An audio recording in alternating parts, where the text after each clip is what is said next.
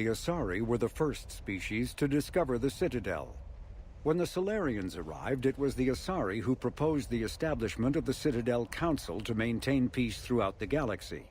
Since then, the Asari have served as the mediators and centrists of the Council. An all-female race, the Asari reproduce through a form of parthenogenesis. Each Asari can attune her nervous system to that of another individual of any gender and of any species to reproduce. This capability has led to unseemly and inaccurate rumors about Asari promiscuity. Asari can live for over 1,000 years, passing through 3 stages of life. In the maiden stage, they wander restlessly, seeking new knowledge and experience. When the matron stage begins, they meld with interesting partners to produce their offspring. This ends when they reach the matriarch stage, where they assume the roles of leaders and counselors. The second species to join the Citadel, the Solarians, are warm-blooded amphibians with a hyperactive metabolism. Solarians think fast, talk fast, and move fast. To Solarians, other species seem sluggish and dull-witted. Unfortunately, their metabolic speed leaves them with a relatively short lifespan. Solarians over the age of 40 are a rarity. The Solarians were responsible for advancing the development of the primitive Krogan species to use as soldiers during the Rachni Wars. They were also behind the creation of the genophage bioweapon the Turians used to quell the Krogan rebellions several centuries later. Solarians are known for their observational capability and non-linear thinking. This manifests as an aptitude for research and espionage.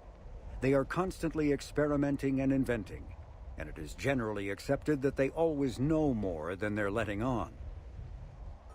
Roughly 1,200 years ago, the Turians were invited to join the Citadel Council to fulfill the role of galactic peacekeepers. The Turians have the largest fleet in Citadel space, and they make up the single largest portion of the Council's military forces. As their territory and influence has spread, the Turians have come to rely on the Solarians for military intelligence and the Asari for diplomacy. Despite a somewhat colonial attitude towards the rest of the galaxy, the ruling hierarchy understands they would lose more than they would gain if the other 2 races were ever removed.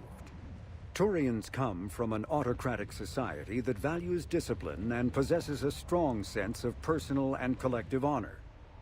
There is lingering animosity between Turians and humans over the First Contact War of 2157, which is known as the Relay 314 incident to the Turians. Officially, however, the 2 species are allies, and they enjoy civil, if cool, diplomatic relations.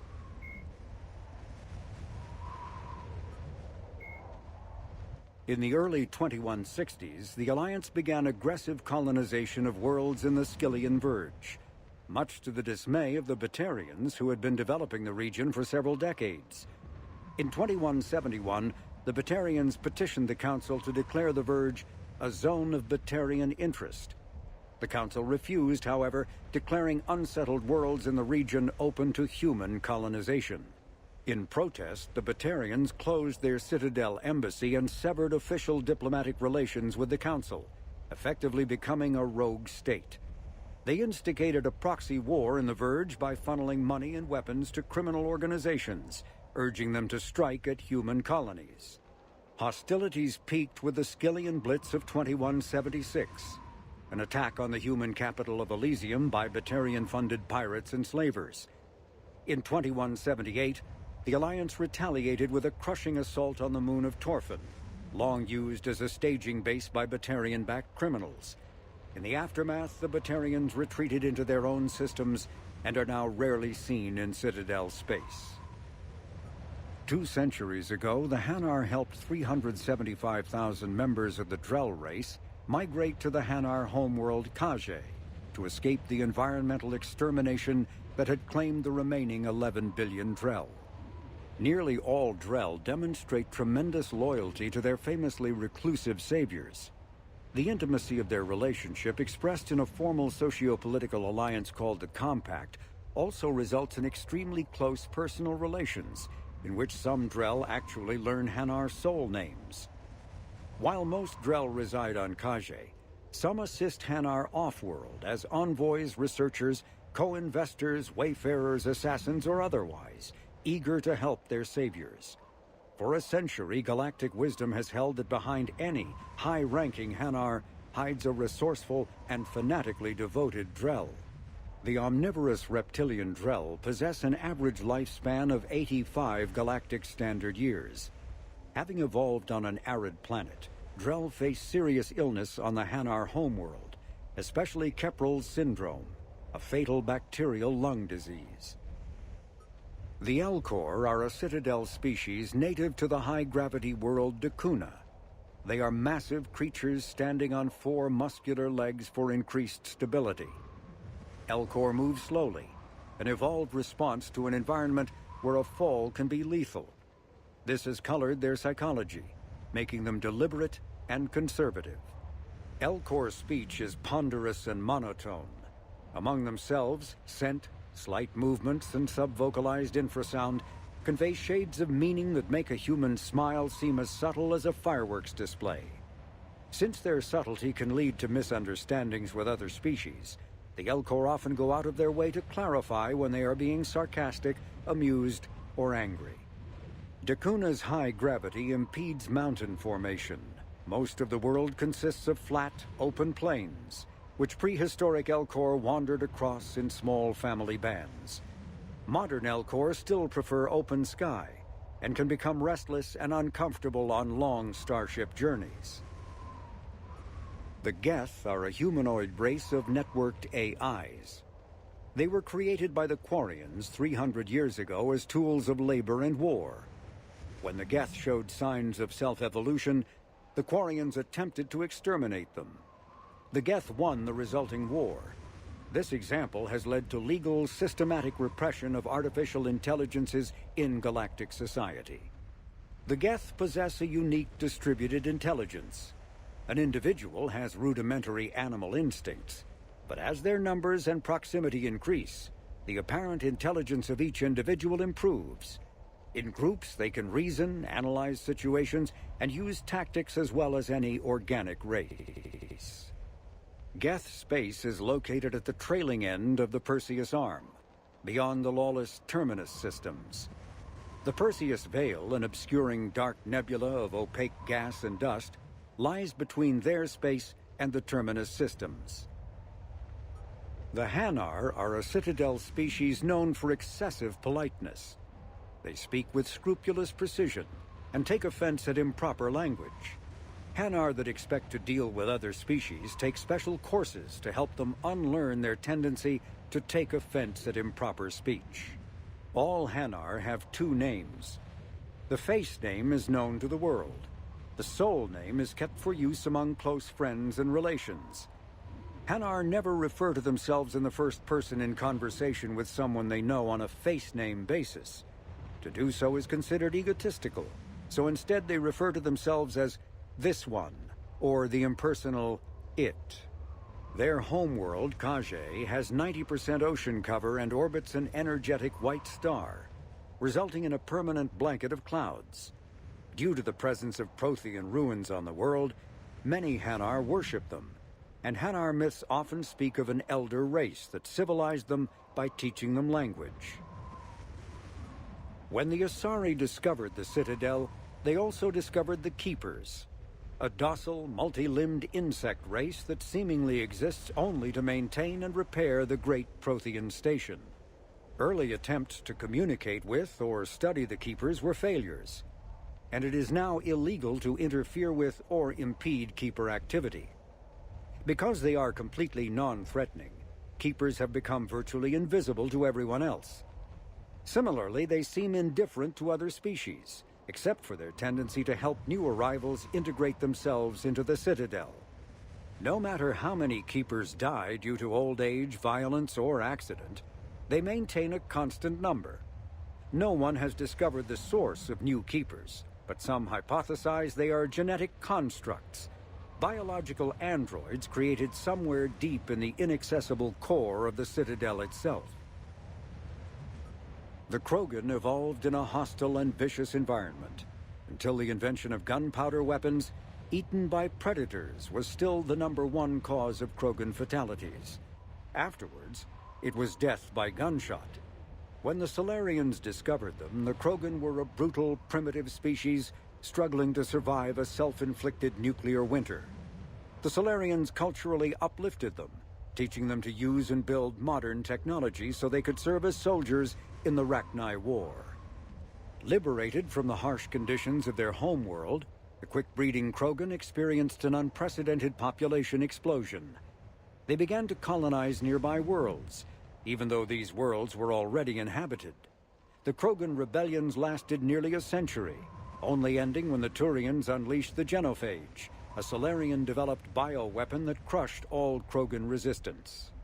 The Genophage makes only 1 in 1,000 pregnancies viable, and today the Krogan are a slowly dying breed. Understandably, the Krogan harbor a grudge against all other species, especially the Turians. Driven from their home system by the Geth nearly 3 centuries ago, most Quarians now live aboard the Migrant Fleet, a flotilla of 50,000 vessels ranging in size from passenger shuttles to mobile space stations. Home to 17 million Quarians, the flotilla understandably has scarce resources. Because of this, each Quarian must go on a rite of passage known as the Pilgrimage when they come of age. They leave the fleet and only return once they have found something of value they can bring back to their people. Other species tend to look down on the Quarians for creating the Geth and for the negative impact their fleet has when it enters a system. This has led to many myths and rumors about the Quarians, including the belief that underneath their clothes and breathing masks, they are actually cybernetic creatures, a combination of organic and synthetic parts. The Volus are a member species of the Citadel with their own embassy, but they are also a client race of the Turians. Centuries ago, they were voluntarily absorbed into the hierarchy, effectively trading their mercantile prowess for Turian military protection. Irun, their home world, lies far beyond the normal life zone of its star. However, the world has a high-pressure greenhouse atmosphere that traps enough heat to support an ammonia-based biochemistry. As a result, the Volus must wear pressure suits and breathers when dealing with other species, as conventional nitrogen-oxygen air mixtures are poisonous to them, and in the low-pressure atmospheres tolerable to most species, their flesh will actually split open. Volus culture is tribal, bartering lands and even people to gain status. This culture of exchange inclines them to economic pursuits. It was the Volus who authorized the Unified Banking Act, and they continue to monitor and balance the Citadel economy. The Citadel is an ancient deep space station presumably constructed by the Protheans. Since the Prothean extinction, numerous species have come to call the Citadel home. It serves as the political, cultural, and financial capital of the galactic community. To represent their interests, most species maintain embassies on the Presidium, the Citadel's inner ring. The Citadel Tower in the center of the Presidium holds the Citadel Council chambers. Council affairs often have far-reaching effects on the rest of the galactic community. 5 arms, known as the wards, extend from the Presidium. Their inner surfaces have been built into cities, populated by millions of inhabitants from across the galaxy. The Citadel is virtually indestructible. If attacked, the station can close its arms to form a solid, impregnable shell. For as long as the station has existed, an enigmatic race called the Keepers has maintained it. Spectres are agents from the Office of Special Tactics and Reconnaissance and answer only to the Citadel Council. They are elite military operatives, granted the authority to deal with threats to peace and stability in whatever way they deem necessary. They operate independently or in groups of 2 or 3. Some are empathetic peacekeepers resolving disputes through diplomacy. Others are cold-blooded assassins, ruthlessly dispatching problem individuals. All get the job done one way or another, often operating outside the bounds of galactic law. The Spectres were founded after the Solarians joined the Council. For many years they operated in secrecy as backroom problem solvers. Only after the Krogan rebellions did their activities become publicized. Assignment of a Spectre is less contentious than a military deployment, but makes it clear that the Council is concerned about a situation. Earth, the home world and capital of humanity, was enjoying a new golden age before the Reapers attacked.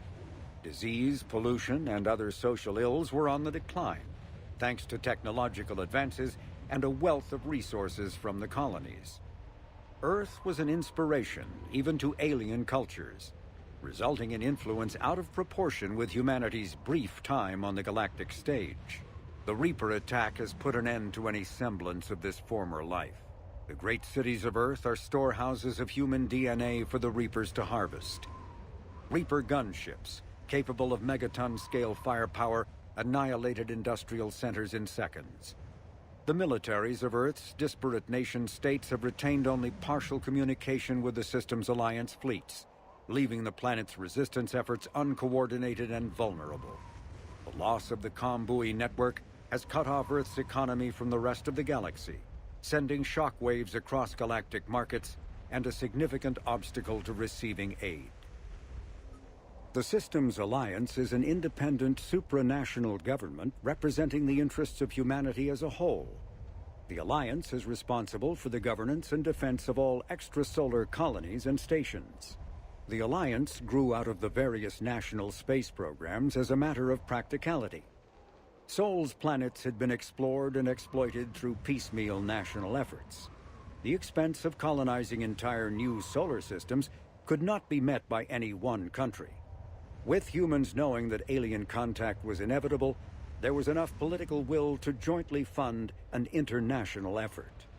Still, the Alliance was often disregarded by those on Earth until the First Contact War. While the national governments dithered and bickered over who should lead the effort to liberate Shanxi, the Alliance fleet struck decisively.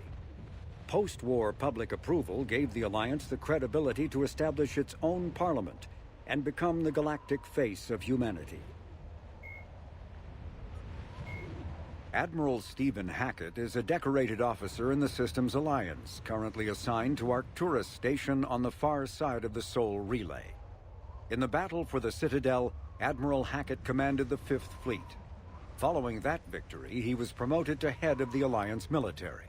Hackett was born to a single mother in Buenos Aires in 2134. When his mother died in the pandemic of 2146, he was placed in the Advanced Training Academy for Juveniles, where his superior talents in science and leadership quickly became evident. Hackett enlisted in 2152, volunteering for high-risk missions to colonize space beyond the Sol Relay. He was commissioned as a second lieutenant on Arcturus Station in 2156, and soon proved his ability in the First Contact War. His rare ascent from enlisted man to admiral remains an Alliance legend. Admiral David Edward Anderson is a career military officer in the Systems Alliance Navy. Born in London in 2137, he later moved to Arcturus Station and became the first graduate of the Alliance's now renowned N7 Marine program. Anderson is one of the Alliance's most decorated Special Forces operatives and served with honor during the First Contact War. He was the original captain of the SSV Normandy before relinquishing command to his XO, Commander Shepard. After the Alliance victory in the Battle of the Citadel, Anderson briefly served as the Citadel's first human counselor. He soon became embroiled in a Cerberus plot to abduct his friend Kaylee Sanders, however, and learned that he was unable to live a life without action. He stepped down as counselor and returned to the military to prepare for the Reaper invasion. The Alliance Parliament named Donald Udina as his successor. Lieutenant Commander Ashley Williams is a career military officer with the Systems Alliance. Born in 2158 to a military family, Williams enlisted directly out of high school, splitting time between Earth and hostile environment training on Titan. After earning numerous commendations early in her career, Williams became a platoon guide on Eden Prime, where she was the only member of her unit to survive the Geth attack. Williams then served as gunnery chief under Commander Shepard on the SSV Normandy, and was promoted to lieutenant commander after the Battle of the Citadel. More recently, an Alliance tribunal called on Williams to testify about her experience with the Reapers. Flight Lieutenant Jeff "Joker" Moreau is a respected pilot with the Alliance Navy. Born and raised on Arcturus Station, he is widely considered to be the best helmsman in the system's alliance. Moreau enlisted with the Navy directly out of school and quickly gained the respect of his superiors. He served as pilot of both the Normandy SR-1 and its successor, the SR-2, and was at their respective helms during the Battle of the Citadel and the assault on the Collectors. Moreau suffers from Vrolik's syndrome, a rare debilitating disorder also known as brittle bone disease. Cerberus built the Normandy SR-2 as a second-generation version of the Alliance frigate SSV Normandy after the Collectors destroyed the original. The SR-2's many alterations produced a craft nearly double the original size, requiring an even larger Tantalus drive core to compensate. Its state-of-the-art Kodiak shuttle can make landings the original Normandy could not attempt.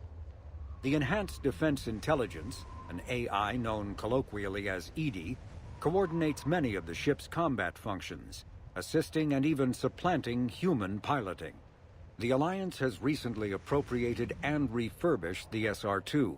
In addition to tight beam communicators, the Quantum Entanglement Communicator, QEC, provides instantaneous contact with Alliance Command.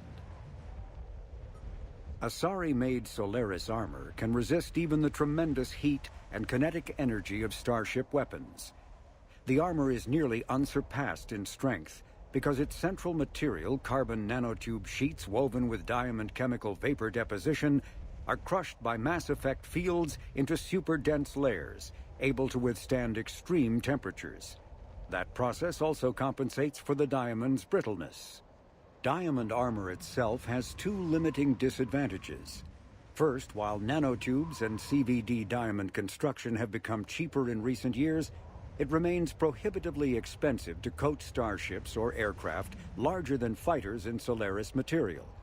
Second, the armor must be attached to the ship's superstructure, so shock waves from massive firepower can still destroy the metals beneath the armor itself. A popular misconception holds that the diamond composition of Solaris armor gives it a sparkle. In fact, atmospheric nitrogen impurities during the super-hot forging process give the armor a metallic gray or yellow sheen. Cyclonic barrier technology, CBT, attempts to solve the higher-end limitations of traditional kinetic barriers. Traditional barriers cannot block high-level kinetic energy attacks, such as disruptor torpedoes, because torpedo mass effect fields add mass.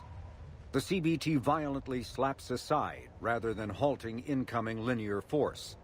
By rotationally firing their mass effect field projectors, ships create rapidly oscillating kinetic barriers instead of static ones. Shooting through the CBT is like trying to shoot at a target inside a spinning ball. Significant drawbacks to current CBT configuration prevent its use on anything other than frigates and fighters. Its many high-frequency sensors and emitters require frequent maintenance and replacement. A partially damaged CBT can endanger its operator, who is surrounded by rotating mass effect fields, skewing in unpredictable directions. Fortunately, if an emitter is damaged, the CBT corrects to become a traditional shield array, a safety feature that makes it most effective during opening volleys. After the Battle of the Citadel, human and Turian volunteers spent 3 months clearing the station's orbit of debris. During the cleanup, the Turians secretly salvaged Sovereign's powerful main gun, along with much of the weapon's Element Zero core. 11 months later, the Turians introduced the Thanix, a scaled-down version of the weapon. The Thanix's core is a liquid alloy of iron, uranium, and tungsten, suspended in an electromagnetic field powered by Element Zero. The molten metal, accelerated to a significant fraction of the speed of light, solidifies into a projectile as it is fired, hitting targets with enough force to pierce any known shield or armor. The gun can fire reliably every 5 seconds. The weapon's relatively small size allows it to be mounted on most fighters or frigates. It is now widely used by the Alliance military and is the primary weapon on the refurbished Normandy SR-2. Biotics is the ability of rare individuals to manipulate dark energy and create mass effect fields through the use of electrical impulses from the brain. Intense training and surgically implanted amplifiers are necessary for a biotic to produce mass effect fields powerful enough for practical use. The relative strength of biotic abilities varies greatly among species and with each individual. There are 3 branches of biotics. Telekinesis uses mass-lowering fields to levitate or impel objects. Mass-raising kinetic fields are used to block or pin objects. Distortion uses rapidly shifting mass fields to shred objects.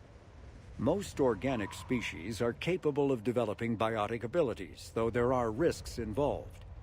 Biotics are the result of in utero exposure to element 0. This usually causes fatal cancers in the victim, but in rare cases it coalesces into nodules within the fetus's developing nervous system. When subjected to an electrical current, the rare material dubbed Element 0, or EZO, emits a dark energy field that raises or lowers the mass of all objects within it. This mass effect is used in countless ways, from generating artificial gravity to manufacturing high-strength construction materials. It is most prominently used to enable faster-than-light space travel. EZO is generated when solid matter, such as a planet, is affected by the energy of a star going supernova. The material is common in the asteroid debris that orbits neutron stars and pulsars. These are dangerous places to mine, requiring extensive use of robotics, telepresence, and shielding to survive the incredible radiation from the dead star. Only a few major corporations can afford the setup costs required to work these primary sources. Humanity discovered refined Element 0 at the Prothean Research Station on Mars, allowing them to create mass effect fields and develop FTL travel. Element 0 can increase or decrease the mass of a volume of space-time when subjected to an electrical current. With a positive current, mass is increased. With a negative current, mass is decreased. The stronger the current, the greater the magnitude of the dark energy mass effect. In space, low-mass fields allow FTL travel and inexpensive surface-to-orbit transit. High-mass fields create artificial gravity and push space debris away from vessels. In manufacturing, low-mass fields permit the creation of evenly blended alloys, while high-mass compaction creates dense, sturdy construction materials. The military makes extensive use of mobility-enhancing technologies, with mass effect utilizing fighting vehicles standard frontline issue in most military forces. Mass effect fields are also essential in the creation of kinetic barriers or shields to protect against enemy fire. Once believed to be of Prothean origin, mass relays were in fact created by the Reapers, using technology far beyond that of other living species. The enormous structures, scattered throughout the stars, create corridors of virtually mass-free space. This allows instantaneous transit between locations normally separated by years or even centuries, using conventional FTL drives. Primary mass relays can propel ships thousands of light-years. The flight path, however, is fixed to a single relay elsewhere in the galaxy. By contrast, secondary relays, while only capable of propelling ships a few hundred light-years, can reach any other relay within their limited range. Many primary relays lie dormant, their destinations not yet known. These relays are often left inactive on purpose, as established civilizations are unwilling to blindly open a passage that might connect them to a new hostile species. The Reapers do not share the same concern, and freely use the dormant relays. Metagel is a common medicinal salve used by paramedics, EMTs, and military personnel. It combines several useful applications: a local anesthetic, disinfectant, and clotting agent all in one. Once applied, the gel is designed to grip tight to flesh until subjected to a frequency of ultrasound. It is sealable against liquids, most notably blood, as well as contaminants and gases. The gel is a genetically engineered bioplasm created by the CERTA Foundation, a medical technology megacorp based on Earth. Technically, Medigel violates Council laws against genetic engineering, but so far it has proved far too useful to ban. Omni-tools are handheld devices that combine a computer microframe, sensor analysis pack, and manufacturing fabricator. Versatile and reliable, an Omni-tool can be used to analyze and adjust the functionality of most standard equipment, including weapons and armor, from a distance. The fabrication module can rapidly assemble small three-dimensional objects from common reusable industrial plastics, ceramics, and light alloys. This allows for field repairs and modifications to most standard items, as well as the reuse of salvaged equipment. Omni-tools are standard issue for soldiers and first-in colonists. The Reaper called Harbinger is believed to be the oldest and largest in the Reaper Armada. From the reaches of dark space, Harbinger managed to control the Collectors, a race of human-sized insectoid bipeds, as it sent them on a campaign to kill and gather humans from vulnerable colonies. The Collectors became a terrifying force in the galaxy, responsible for the murder of hundreds of thousands. Surviving colonists have described the tone of Harbinger's threats heard through the Collectors as they attacked as visceral and terrifying. Alliance intelligence has tentatively identified Harbinger as one of the Reapers leading the attack on Earth. A myth common to several cultures in the galaxy, Reapers were once imagined as space monsters that consumed entire stars. Archaeologists who searched for the sources of such myths found little besides the themes of all-consuming devils that are common to primitive cultures. Although accurate information about the Reapers remains scarce, the galaxy now knows that the Reapers are not a myth. They are a real and devastating threat. Sovereign was the first Reaper encountered by the modern Citadel races. Military leaders initially assumed that Sovereign was a Geth or Prothean flagship commanded by Saren Arterius, a rogue Spectre. The truth was far more alarming. The massive ship was itself intelligent, and Saren proved to be under its control. The attacks by Sovereign against Eden Prime and the Citadel removed any uncertainty about the Reaper's technological superiority. Sovereign's formidable shielding and firepower allowed it to hold off the combined fleets of the Citadel, and its mass effect fields proved powerful enough to let the enormous vessel land on a planet's surface. Sovereign's mission, to open a mass relay that would transport the other Reapers from dark space, proved its undoing. During the Battle of the Citadel, Sovereign linked its consciousness to Saren's. When Saren's death corrupted the signal and shut down Sovereign's shields, Sovereign's destruction soon followed. Cannibals are frontline Reaper units created from corrupted Batarians. The nickname refers to their propensity to devour the bodies of fallen comrades. This triggers a biochemical process through which the cannibals spontaneously heal themselves and grow new chitinous armor. The transformation also appears to give cannibals a greater awareness of their surroundings, leading to more strategic behavior and careful use of battlefield cover. Husks are the aggressive, mindless foot soldiers of the Reaper armies. They are created by impaling either living or dead humans on mechanical spikes that rapidly extract water and trace minerals and replace them with cybernetics. These cybernetics reanimate the lifeless flesh and tissue, transforming the bodies into horrifying killing machines. The Reapers use large groups of husks to overwhelm the enemy. The husks' inability to feel pain, as well as their tendency to attack in groups, makes them particularly deadly adversaries. Although melee combat applications for the Omni-tool are almost as old as the device itself, the feature was largely unused prior to the Reaper invasion. The need to take on multiple husks in close quarters forced the Alliance to develop ways to enhance the tool's offensive capability. The most common melee design is the Omni-Blade, a disposable silicon carbide weapon flash-forged by the tool's mini-fabricator. The transparent, nearly diamond-hard blade is created and suspended in a mass effect field safely away from the user's skin. Warning lights illuminate the field so the searing hot blade only burns what it is intended to: the opponent. More technically adept soldiers frequently modify their Omni tools to maximize stopping power through electrical, kinetic, or thermal energy. Some troops integrate the weapon with their kinetic barriers, transforming the Omni tool into a wrist-mounted bludgeon.